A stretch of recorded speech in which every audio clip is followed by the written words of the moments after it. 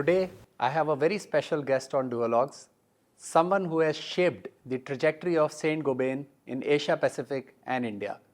An advocate of conscious capitalism, my guest today has led high impact sustainability initiatives while growing the Saint-Gobain's group business in India faster than the global average. Please join me as I welcome B. Santhanam, CEO of Saint-Gobain Asia Pacific and India, to this episode of Duologues.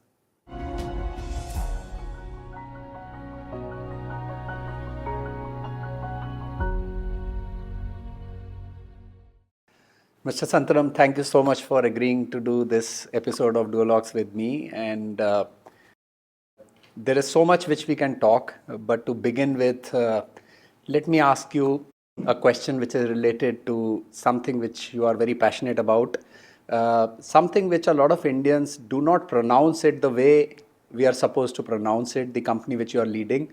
I understand the right pronunciation is something like Saint-Gobain. Correct. You're absolutely right. In so India, pick it up very quickly. In India, we call it Saint-Gobain. Okay. And yeah, so you have been a marathoner and you look still very fit, which essentially is a reflection of the activity which you get engaged into. You're a voracious reader yourself, a product of IIT Madras, IIM Ahmedabad. There is so much to your credit. We'll talk all about it later. But to begin with, give us a sense of the background of this company. I understand that it originated in France and how the journey has been. Is there a background around this very interesting name of it? Sure. And the entry into our country and beyond? Yeah, it's an absolutely fascinating story. You would be very surprised. Saint-Gobain was founded in 1665. Oh. Just to give you an idea, Taj Mahal was completed in 1643. It was basically started by Colbert, who created this concept of mercantilism. Mm-hmm. What today China, Korea, Japan, and hopefully India is doing is really what Colbert laid out, that the state has to support new industries in the initial phase, provide them with, those days, now it's not possible, monopoly. So the King Louis XIV invited and got a lot of glassmakers from Venice, Italy, to come. So they provided wine and shelter, a living condition in a place called Saint-Gobain. Okay. It's a village north of Paris. Mm-hmm. That's where we started, and nearly 300 years we had a manufacturing activity going on in that place. Of course, we don't have it anymore. In India, we really came in sometime in 1996, and I was working for a company which came into the fold of Saint-Gobain. Mm-hmm. Basically, Saint-Gobain acquired a large ceramics and abrasives multinational called Norton, which is also a very iconic company. Absolutely. It invented abrasives. Yeah. So that company was acquired in 91 in the US, and Norton had a subsidiary in India, a 40% subsidiary in India. And it became a 51 subsidiary, Granville Norton. I actually started my career in Granville Norton as a management trainee. And in 96, when this became, I was given this opportunity to study what possible investments can Saint-Gobain have in India. Right. So that is what led to Saint-Gobain coming to India. So we did some really interesting work, and I would say path-breaking work at that point in time. We looked at this, what we call as flat glass for architectural, automotive, and solar. That's what the company that you're familiar with. So one thing led to another, that we decided to invest in India in the flat glass, and I was very surprised. I was chosen as a managing director for that, and I was all of 1639 at that point in time, and it was not very common those days. I was very surprised because we've never had a non-French lead this business, which was already close to 325 years even then. So one thing led to the other. But for us, the challenge was, how do we really present Saint-Gobain in India? Right. That's when we decided that we have to be very different from our competitors. And there were Japanese and American and a little bit of Chinese origin competitors in India even then. So we were entering as the fourth or the fifth player. Right. It was a crowded market. Everyone was bleeding. Everybody said that, what the hell are you doing? So that's when we realized that we need to really build a brand that was basically innovative and differentiating. And that's what led to that iconic set of advertisements. And many of this start with a very simple premise. What do you want glass to do? We asked hundreds of people a very simple question in 96, 97. They just they just said that, okay, it provides a transparent difference between outside and inside, and it should be clear. And then we found out that the existing manufacturers had glass which was slightly with a tinge. Right. It had some more bluish tinge or a greenish tinge. Yeah. There were some distortions because they were not manufacturing it very well. So we appropriated this property clarity. Okay. It's like a generic property like what Xerox. Right. Today when you say photocopying, you say Xerox is photocopying. The core value. Yeah.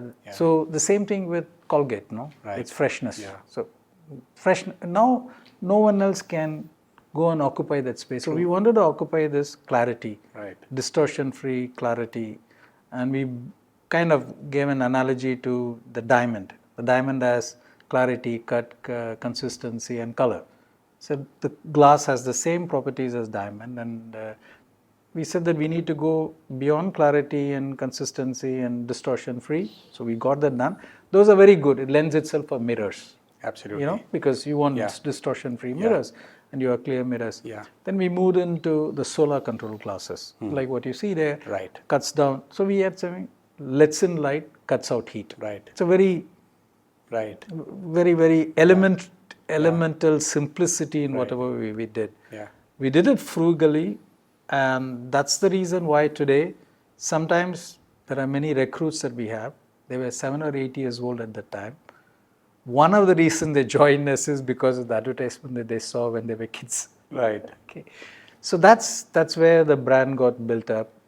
And Saint-Gobain is a fairly, you could call it as a company in several areas. So we are in building materials, glass is important, ceilings are important, insulation. Today this room is got acoustic insulation. Very insulated, yes. Yeah, so you see all of this acoustic insulation. Then we make construction chemicals, we make ceramics, abrasives. So we are in a range of businesses, every one of that systematically developed in India over the last 25 years. Wonderful. So that's... So elemental simplicity you called, but in my opinion, you are trying to solve complex problems in a very simple manner. And a lot of things you spoke about element of surprise when you were entrusted this responsibility to lead this company. How did this change you? Because it's safe to assume that such surprises quite often infuse a very large sense of responsibility in individuals, which are almost a tectonic shift the way they think before such untrusting of responsibility happens. And you being an engineer and a product of IIM Ahmedabad would have been wired in a certain manner before this responsibility would have come into you. Did this change after that? Yeah. Did you fundamentally, being a professional, change after this responsibility was entrusted to you? Yeah, absolutely. I think I was reasonably successful in my first 16 years. I became the head of sales and marketing and product development. I was doing the P&L in the previous company, in Grindwell Norton, where I'm still the managing director of that company. It's a publicly listed company. So I think I actually expected that I'll be heading sales and marketing because I knew glass is a much larger market. Absolutely. But the fact that I was asked to be a managing director was a huge leap of faith. Indeed. And it was in 96. Yes. Today, I would say that it's more common. Right. And you also gone through a very similar similar, but not experience. At that age. You were much younger. Yeah. So, and also a period where experience was measured in ages. Right. And it was a hugely new technology-oriented industry. Process, whereas I'm used to discrete manufacturing, which is what abrasives and ceramics are, whereas this is process industry. We had to do several things very well. So what had changed me was I was always competitive. Okay, I shifted to a collaborative mode. I shifted to a mode where I had to deal with huge amount of uncertainty and ambiguity. Right. So this is the very big shift. I was in a zone where I had everything I knew. I had some 200 people working under me in Grindwell Norton in sales and marketing and product engineering. I knew them by name, by family, by history. It was a very well-defined job. Right. And I was doing quite well. And there was also the period India was doing very well. You know, the liberalization was 91 to 93, True. and then 93 to 96, we were doing very well. Because we chose 3 states to explore. One was Maharashtra, which is because we were comfortable with that. And then Rajasthan, which we looked at Kota because that area has got good raw materials, minerals for that. And Chennai. Okay. And Chennai was not in the radar. But the government really, put out a red carpet treatment for us. And one thing led to the other. So really dealing with external bodies who are not under your influence and control Absolutely. was really a, what we would call as an out of the body experience. Right. For someone who's been schooled in, Yeah. deeply knowledgeable about internal issues of the company, Data, the businesses. analytics. Yeah. So this was and I went through a fairly challenging period because a lot of my well-wishers said that, what are you doing? I Right. know that you become a managing director, but this industry is collectively bleeding for the last 5 years. So I moved from a compete mode, intense competitiveness that we all have Right. in colleges and Yeah. other thing, to a collaborative mode. True. And also building mode rather than managing mode. I believe a lot of entrepreneurs today, the founders of startups and entrepreneurs, they face similar circumstances, situations, at a very early age with so much of potential within them and the opportunity which exists around. They try to charter a territory which is not, walked enough Correct, within yeah. our country. And similar situations they may also encounter. And in my own case, when I look back, I believe that the journey essentially can be divided into 3 phases. The initial phase was about my own ambition. Correct. And something which I was like aspiring to be. And then the second phase of my career, after a certain level of accomplishment, so to say, would be about resilience, situations which sometimes would be beyond your control, and how do you encounter and convert those adversities into opportunities to consistently fuel your ambition. And the third phase of my professional life would be about a sense of humility starting to creep in, a sense of responsibility to do more for others, which eventually creates that very positive spiral in your life to fulfill what you really aspire for the remaining part of your professional and the life itself. So I think this is the kind of framework which I have Correct, yeah. understood yet far, and It's I'm an absolutely continuing to learn in this particular domain. I understand that you have a lot of interest into behaviors, psychology of people, and behavioral economics, and those kind of topics. Let's circle back to that one. Do you see a fundamental shift happening? Because I have had my half of my career into the age which we can call was the analog age. Correct. And now we are into a digital age. The information is flowing much more faster than what it used to be in the recent past. And with the advent of social platforms, today peer comparisons, reflection of your activity, the judgment which happens by way of those reflections by the outside world, many of whom you are not necessarily directly connected, creates that sense of consistent comparison in people's mind. Correct, yeah. In some sense, I'm not very sure that the human mind itself or the brain itself is ready for this kind of hyperactivity. But I believe that the rate of change itself is changing now in the current times.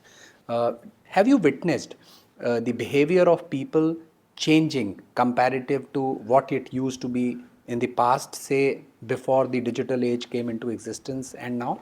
Yeah, I think it is true. I think there is really almost a tectonic shift in many things that are happening. So what digitalization has done, I mean, is really accelerated the time frame in which you do things. Right. I think that's really the Yeah.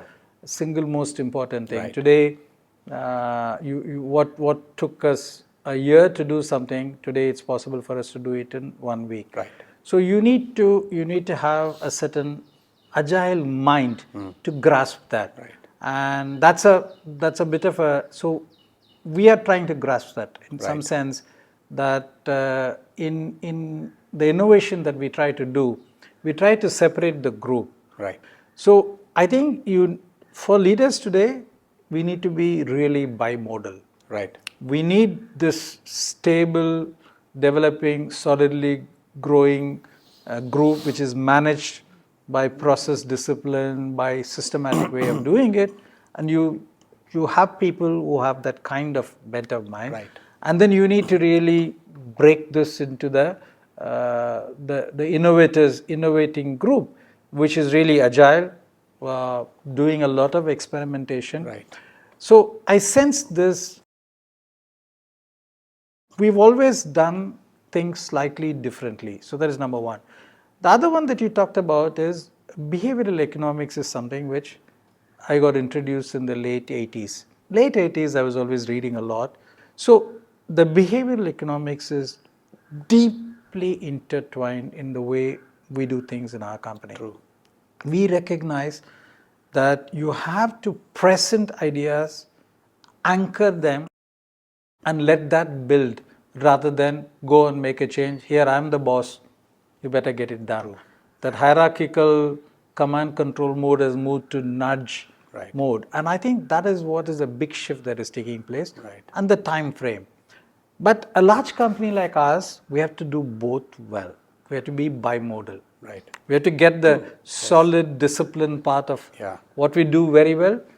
Right. And the innovative part, which is fueled by digital, very well. So coming back to the capabilities and the opportunities which you are looking at within the country, one, where does India fit in the global story? Yeah. And second is, we all understand, and this is very true for us at Panasonic also, that we do not necessarily consider India as an opportunity. It definitely is a huge opportunity, and we are potentially at the cusp of that explosion of opportunity. Correct, yeah. in next few years' time. We also consider India as a capability. Correct, yeah. And we understand that IT is a huge talent in the country, and from here we are building GCC capabilities, offshore development centers to be able to cater to other subsidiaries of Panasonic elsewhere. So one, where does India fit into the global story for you?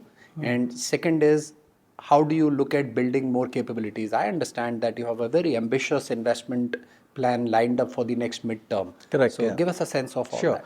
So I think India has been, in some sense, the apple of the eye of Saint-Gobain. Okay.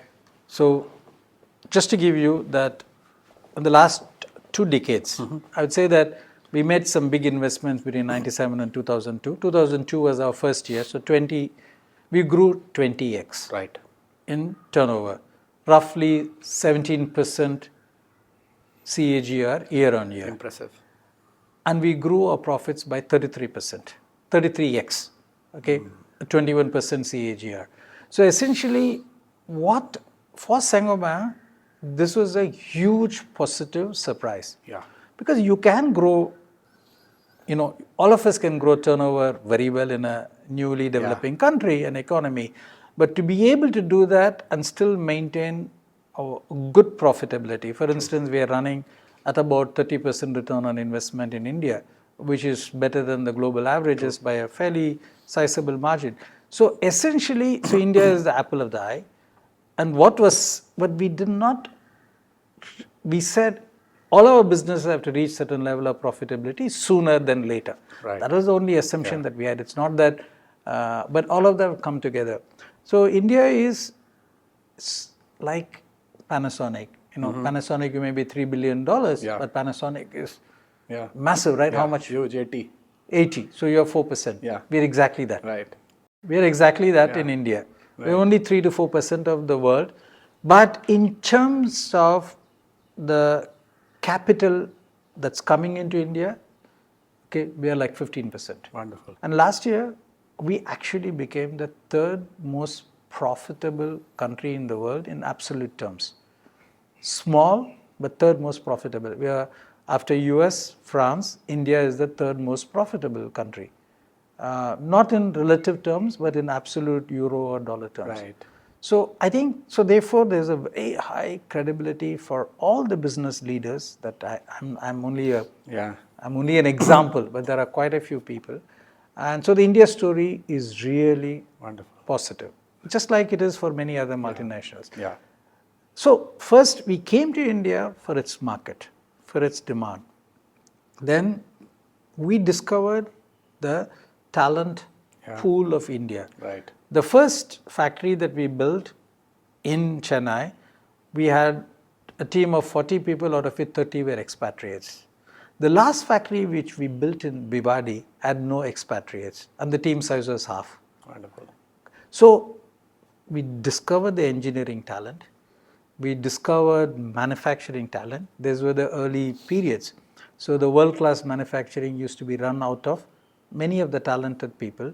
So from being a market, profitable market, growing market, today we are seen as a talent pool, be it engineering, science, manufacturing, new business models, or innovation, or digital. Wonderful.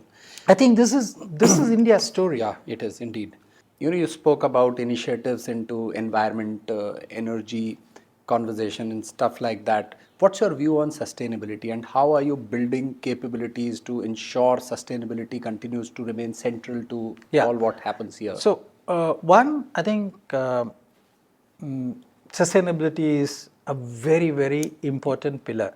So today, for instance, if you do any new product, new solution, new manufacturing, if the pillar of sustainability and the pillar of digital is not there, we don't touch it. Okay. So when we look at sustainability, we do in actually two buckets. Okay.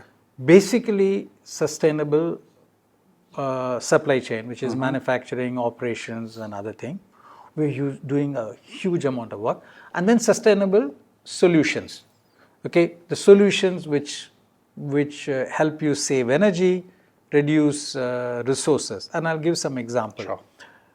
In the sustainable processes, remember that we use a lot of energy, mostly energy coming from natural gas and energy coming from electricity. So by 2024, 70% of our electrical energy consumption of something like 400 million kilowatt hours in India, 70% of that will come from renewable sources. Incredible. 70%. And what is fantastic for India, and this is the story that I want to talk about in many places, is that this renewable energy is coming at a lower cost. At a lower cost. Today, for instance, let's say that in your factories you'll be paying 9 or 10 rupees per kilowatt hour. Our average cost will come down to 6 rupees in 2024 end. Because these renewable energies are coming with this. So therefore, that is one. The second thing that we're doing is we're electrifying our process. Our furnace melting, and many of our processes, we're moving, if it was oil, we're moving to gas. If it was gas, we're moving to electricity. Our kilns and ovens are moving into electricity. Because I really believe, and Saint-Gobain believes, that we can, if you electrify your process, you can find a source of electricity in India which is green, because we have abundant sun. So, and then every product that we, today, solution that we have, we look at it as, we go through a process called eco-innovation. Okay. Are we using less materials?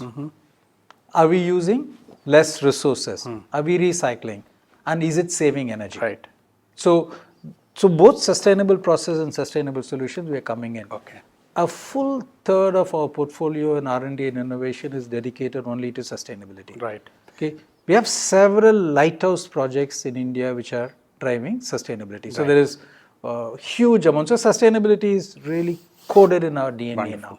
No, this is much needed actually. From my point of view, the tiny understanding within my own space is that, we quite often don't consider the total cost of ownership of the residential or the commercial spaces where we live in. Correct. Yeah. And when it comes to backward integration, in these segments or applications, products, the portfolio which you deal with. Is that a challenge when you look forward to, because need and the necessity of our country is to ensure that we value add in what we do here, Correct. and therefore backward integration is necessary. So you need to have a better understanding and control of the supply chain, including of the materials, Correct. the minerals if at all they are used, and stuff like that. What is your reflection we, on that? we are the first company, when we came into, we realized that we have to own our raw materials. Okay. So we process our own sand, we process our own dolomite, we process our own limestone. And today we are looking at alternate low CO2 emitting raw materials. So we have sand processing plant in Tamil Nadu, Andhra Pradesh, Gujarat, Rajasthan. And so to me, it's not just the supply chain reliability, but also quality. Right. I strongly believe, I think you have in India, you have to go both upstream and downstream Right. for you to be successful. Sometimes multinational companies are not happy with that. They say that let's find some partners who will do the raw material. True. It took some time for me to convince that we have to own our own Right. raw material space and not leave it to some partner. Then at some point in time you have a challenge. So this is a different approach that we made in India. You are absolutely right. Right. Moving on to the next part of the conversation, your life itself. And I believe something which will overlap this would be the question that you've been consistently with this organization for more than 4 decades, which might be very unusual for a lot of people, including myself. In my 28 years, this is my 4th company, while I'm being very consistent. You've been consistent to the industry. to the product Yeah, to the industry, industry. market industry, Yeah, because sure. you're able to transfer to the your thought insight. process, Correct. for my intent and things like that. So I want to really understand from you that how could you deliver this kind of consistency in your professional career, being with an organization, contributing so much both for the organization and for the industry and therefore for the country for 4 decades is no mean feat. How could you do that? So I think one is the advantage that we have, to some extent even Panasonic and other companies have, is you're not just in one business. True. You're in a multiple, variety very, of very business. diverse. Just look at it. Yeah. Panasonic. Plenty. Yeah. 50% of your 79 business divisions. and thousands of products. So therefore, actually, when you work for a company like Panasonic or Saint-Gobain, you're actually working for multiple industries. True. So that's a fair point. See, and if you build credibility in this, and if you're known to the leadership that you're a credible leader, manager initially, they will leader, invest in you, and you develop new businesses, then you have several opportunities. Right. So for me, I've talked about this to my teams. See, what do we really look for as individuals? One is the company has to grow. Right. See, look, we need non-linear growth for meeting our material aspiration. There is no doubt about it. I think that's very important. I don't think anyone should underscore that. I think all of us aspire for a non-linear growth in our thing. We are not happy with the annual change of 7 or 8 or 10%, which the Western world would be happy with 2 or 3%. Right. Okay. Now, I think that means we have to be part of a group which is going non-linearly. And that is one of the important things that Saint-Gobain was. Right. Saint-Gobain grew from X to 20X in the last 20 years. So anyone who is associated with Saint-Gobain, if they're strong leaders, they can lift it up. True. So that's something which is important, that as youngsters, they have to understand, am I part of a growing portfolio or am I part of a growing industry? If I'm a startup, I'm part of a growing industry, or am I looking at a large pie which is possible even if it is intensely competitive? Right. So I look at it in very simple terms, and I have a simple framework for how you look at your own career. I said first you look for the role. Is the role something which you like, something which excites you to get up and do it, and something which you are cut out for? There are many people who have exciting job, but they're not cut out for that. So your competence, your capabilities, your skill sets, and that match with that. So that's a first role. Okay. And secondly, is a company willing to give you responsibility? Sure. Right? Are they saying that, hey, go get this done, and along with that authority? And the third one I see is respect. The third R I see is respect. Are you respected for something that you bring to the table? So I think Right. deep expertise is respected. Right. Whatever be the expertise, creating a company, creating a brand, creating new product markets, whatever it is. Right. Then you see a recognition. Is the company recognizing you? I think, or the industry recognizing you? And then you want to see results. Absolutely. You want to produce results because you Right. want to grow, you want tangible results, because results are a proof that you got the right role, you got the right responsibility, you did the right expertise. Result is an outcome. That's Absolutely. important, and I don't think we can exclude that. Yeah. And the last is rewards follow this. True. If you have these five, the rewards follow. Right. I keep telling whatever youngsters, okay, there are outliers, will do something outstanding. But a large number of the people are these 6 R's aligned. Agreed. If Yes. you put reward ahead of respect and expertise, then you are in trouble. Sooner or later, the world will find out that you don't have expertise. True. Yes. So these are role, responsibility, respect, recognition, result, reward. I think those have been aligned for me right through. Right. So it's incredible that it's for the 44th year that I'm working for the same group. I worked in abrasives, ceramics, glass, now gypsum, insulation, construction chemicals, homes, and then multiple countries. My reflections are very similar, and apart from this, what I believe, if at all, we have to say converge to something which I call as intelligent gut feel. This Yeah, correct, differentiates us from a lot of people, and this essentially means our ability to imagine and precipitate data and consume it, and then utilize our gut feeling Correct, to yeah, that's drive right, yeah. decisions. You That's know, right, that so- sets us apart. Correct, Actually, yeah, you that's know, right. our So mathematical- that's basically insight. Yes, And I think yeah. that's one of the reasons why quite a lot of the startups, they start Yeah. with an insight. And I Right. think many of them are analytical by nature, right? Right. Sundar Pichai, everybody was analytical people, Right, come from analytical factories, Right. like IITs or RECs or any one of this. But I think that insight that you develop, which is based on your instinct or gut feel, as you Right, call it, yeah. I think that's a very important thing. But I believe that we can grow sensibly and sustainably. India. Yeah. That's what I'm, Yeah. if I have to tell, India can grow sensibly and Yeah. sustainably. We Yeah. don't have to be in a tearing hurry to Yeah. break down the Yeah. society apart. And Yeah, we are getting there. yeah. We are getting there. So, moving on to the earlier part of your life, I mean, how did it look like? What was your earlier part, the childhood, when you were growing up? Uh, why did IIT happen? Why did IIM happen? I mean, give us a sense so of that. it's fine. One, I come from a family which is relatively well off by those days. My father was a doctor. So the first 10 years of my life was really bliss. Okay. Purely experience, exploration. We were used to time, life, and we were living in a district headquarters. My father was very progressive, conservative but liberal. Okay. Conservative in terms of all the views that we have in value conservative systems. Value systems, every single thing, but liberal in terms of, I learned a little bit of Sanskrit, I did all of that stuff. Wonderful. But liberal in terms of exposure to the world. So therefore, we had this incredible experience and exploratory thing. And I was naturally more comfortable with the quantitative part. My elder brother was naturally very comfortable with, used to dissect frog even when he was 8 or 10. So he went into medicine, he went into JIPMER, Pondicherry, and I was said that this guy will be more in the analytical area. But then my father died at the age of 10. So our life took a from a very blissful thing. Now we are in a period, we have to get our act together. So it was purely focused on academic excellence. And that led to IIT, because I wrote IIT entrance exam and was lucky to be there. And then IIT Madras happened. Actually, IIT Madras made a huge difference. I entered IIT at the age of 16, so very formative period.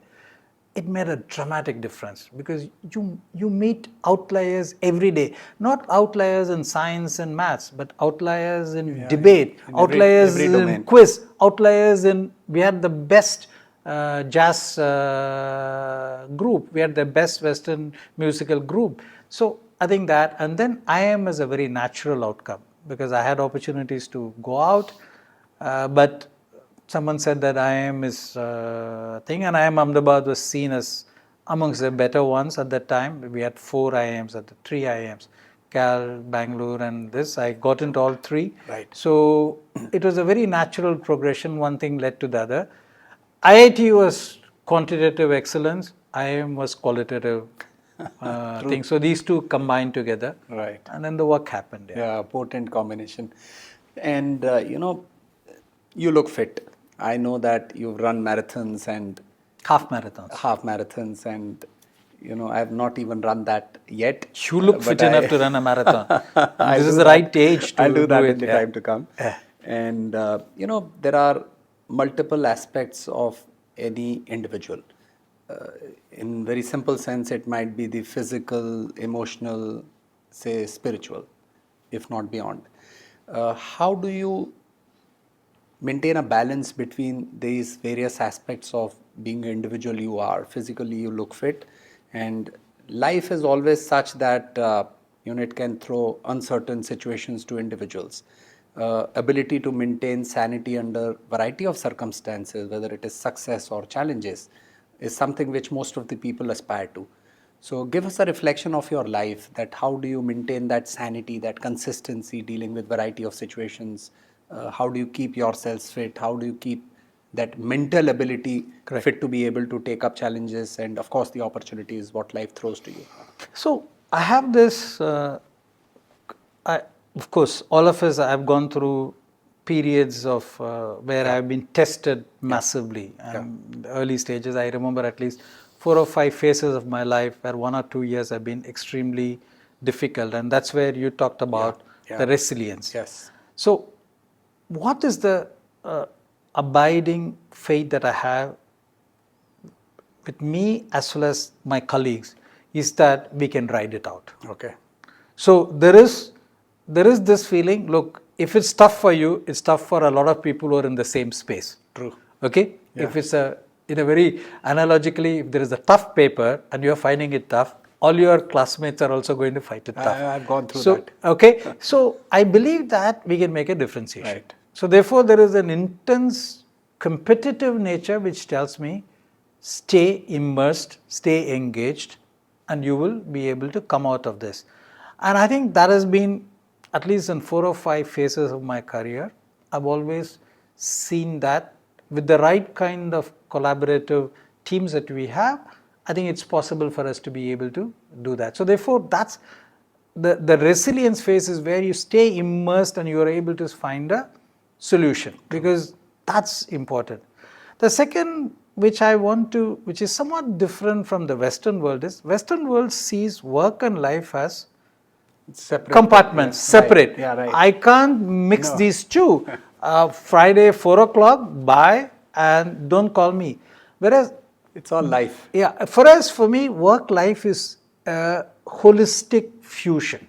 True. Okay, I don't think I can have a life if my work is in a mess, or work when my life is in a mess.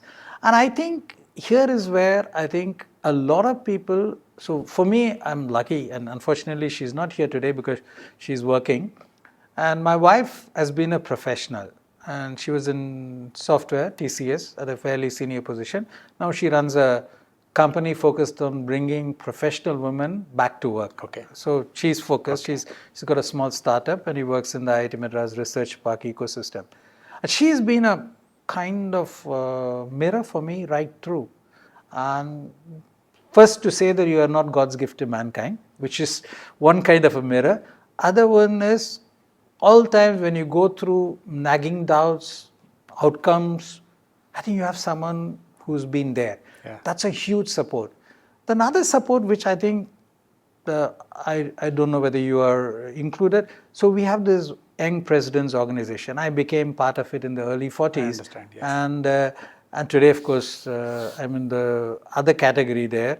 But we have a private board of 8 entrepreneurs. We've been together for 20 years. We throw at them our problems of family, personal, or business. Personal could be health, family could be my son is struggling, I have challenges with my wife, I have problems with my parents, and I have these kind of issues. And business, I'm messed up right now. I'm in trouble. Right. I think this network, we meet every month. Wonderful. And they provide the support. They give you saying that we have gone through that. The moment, Manish, that you recognize that in this, since I'm older to you by 16 years, Right. Yeah. okay, if you get that from me, hey, Manish, I've gone through that, stay there. Good enough.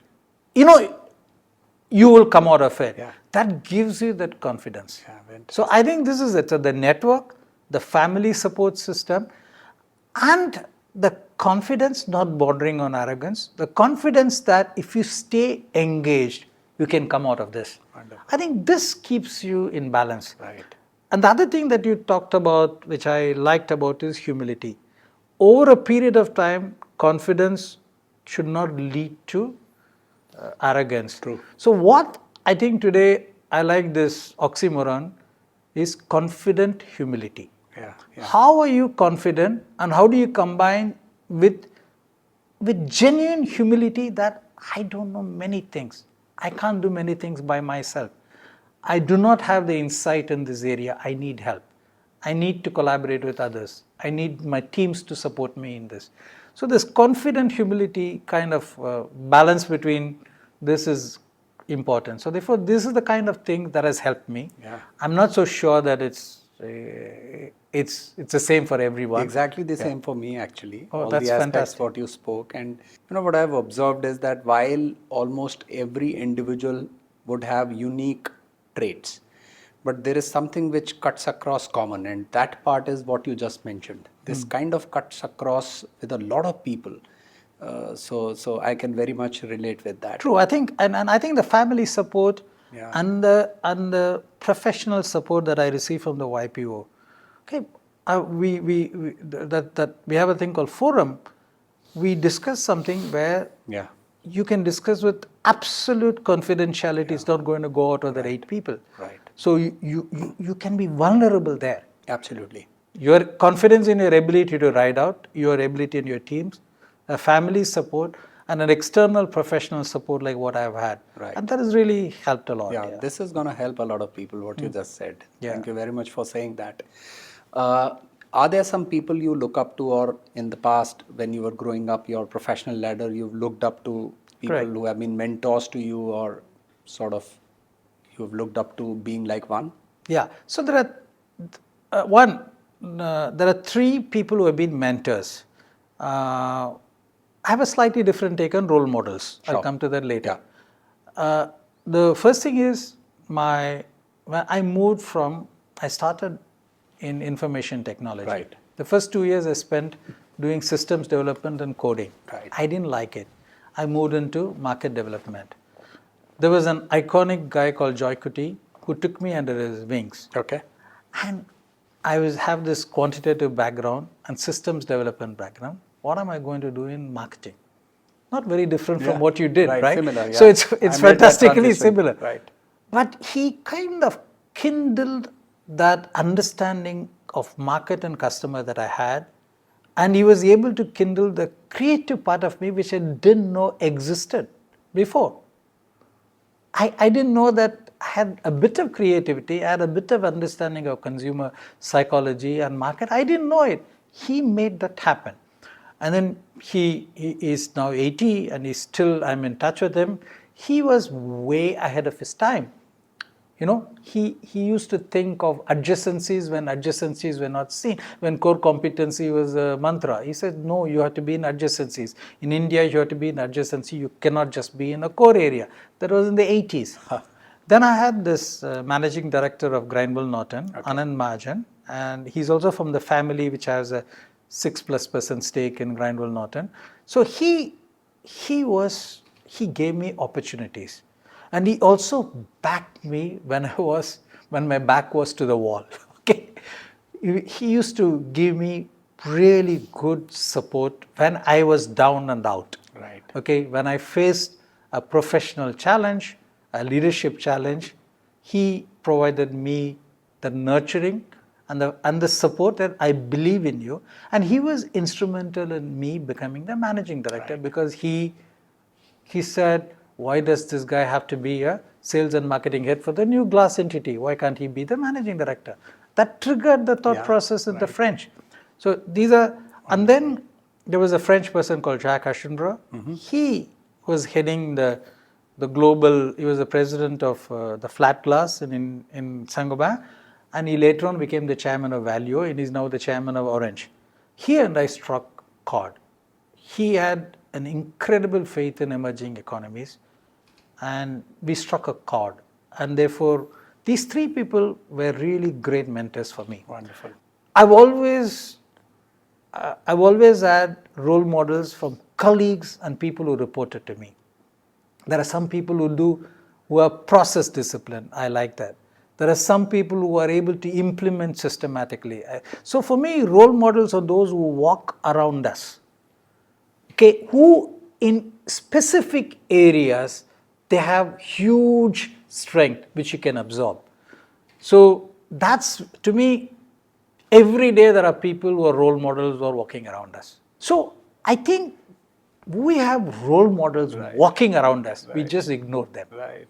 Yeah, It need not be a CEO of a large company, $5 billion company. True. It can be anybody. Yeah, anybody. So this brings me to the last question, which potentially might be my purpose of doing Duologues, is to understand what is that higher purpose which lets people do what they do. And you've achieved so much in your life, and there would be a purpose which would have existed at different phases of life.